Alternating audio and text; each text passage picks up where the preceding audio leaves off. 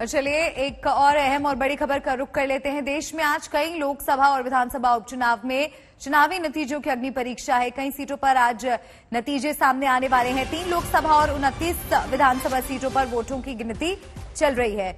बिहार में 2 विधानसभा सीटों पर नतीजों का इंतजार है, तो 13 राज्यों में आज नतीजों पर नजर है।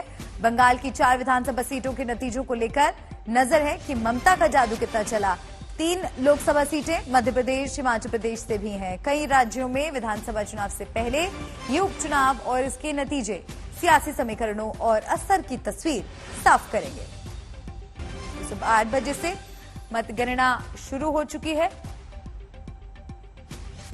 राजस्थान के धारियावाड़ से कांग्रेस उम्मीदवार इस वक्त आगे चल रहे हैं और मेरे सहयोगी जयपुर से जुड़ गए हैं शरद कुमार। शरद का रुख कर लेते हैं। शरद, इस वक्त आप कहां मौजूद है? मतगणना चल रही है, क्या स्थिति वहां पर, क्या तस्वीर? देखिए, धरियावद और वल्लभनगर 2 सीटों के लिए उपचुनाव हो रहे हैं। दोनों पर करीब चौथे राउंड की मतगणना के बाद धरियावद में करीब 2000 से और वल्लभनगर में 1700 से कांग्रेस के कैंडिडेट आगे हैं। धरियावद में नंगराज मीणा आगे हैं और वल्लभनगर में प्रीति सिंह शक्तावत कांग्रेस के कैंडिडेट आगे हैं। लेकिन वल्लभनगर में बीजेपी तीसरे नंबर पे है। वहां पर राष्ट्रीय लोकतांत्रिक पार्टी के जो स्थानीय पार्टी है उसके कैंडिडेट जो है दूसरे नंबर पे हैं।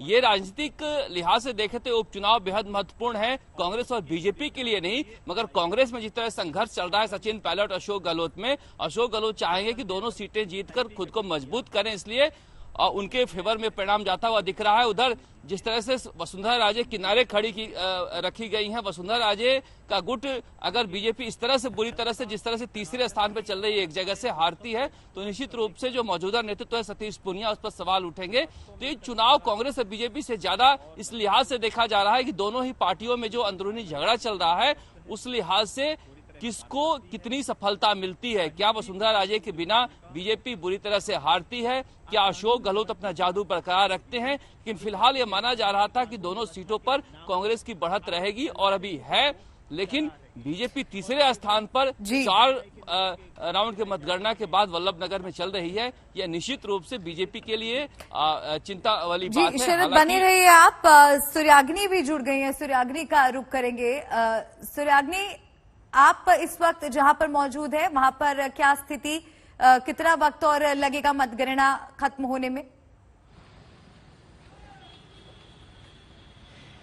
देखिए मल्लिका, जहां पे हम लोग इस वक्त हैं ये खोर्दा है। 4 कॉन्स्टिट्यूएंसी जहां पे वोटिंग हो रही है वो दिनहाटा, शांतिपुर, खोर्दा और गोशाबाद, चारों के चारों में अभी तक जो सामने उभर कर आ रहा है कि तृणमूल ही लीड कर रहा है। खोर्दा इंपॉर्टेंट है इसीलिए क्योंकि सिटिंग मिनिस्टर शोभनदेव चैटर्जी जो भवानीपुर से उन्होंने इलेक्शन लड़ा था, उनको यहाँ पे भेजा गया है। उन्होंने अपना सीट वेकेट कर दिया था और यहाँ पे पोस्टल बैलेट के वोटिंग के बाद 5800 से वो लीड कर रहे हैं। लेकिन सबसे इंपॉर्टेंट अगर दूसरी एक सीट के बारे में बात करें, दिनहाटा जो कूच बिहार नॉर्थ बंगाल में आता है, जहां से निशीथ प्रामाणिक ने जीता था। 4 राउंड के बाद तृणमूल के कैंडिडेट उदयन गुहा 38,000 वोट से अभी तक वो लीड कर रहे हैं और इन चारों सीट पर ही जो पूरे बंगाल में है, दिनहाटा, गोशाबाद, शांतिपुर और पास आगे भी लौटेंगे। रोहित का रुख कर लेते हैं। रोहित सिंह दरभंगा से जुड़ गए हैं मेरे साथ। रोहित, क्या लग रहा है, कौन आगे चल रहा है? देखिए मल्लिका, अभी जो है कुशेश्वर स्थान सीट के लिए दूसरे राउंड की जो है वो काउंटिंग पूरी हो गई है और दूसरे राउंड की काउंटिंग के बाद जो आरजेडी के यहाँ उम्मीदवार हैं गणेश भारती, वो जेडीयू से 510 वोट से फिलहाल इस वक्त आगे चल रहे हैं। यानी कि आरजेडी को यहाँ पर जो है दो राउंड की काउंटिंग के बाद कुछ बढ़त मिली है, लेकिन अभी फिलहाल अभी भी जो है 20 राउंड की काउंटिंग बाकी है, क्योंकि कुशेश्वर स्थान में जो है वो 22 राउंड की काउंटिंग होगी और तारापुर में जो है वो 24 राउंड की काउंटिंग होगी। तो अभी शुरुआती बढ़त आरजेडी को मिली है, लेकिन अभी भी जो है 20 राउंड की काउंटिंग बाकी है।